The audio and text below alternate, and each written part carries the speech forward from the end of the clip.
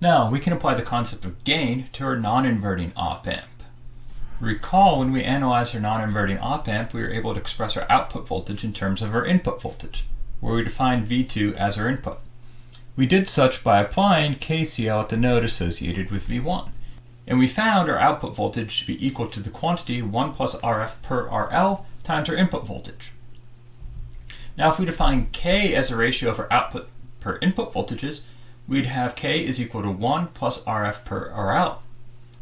And what we notice is our gain is now bounded between 1 and positive infinity.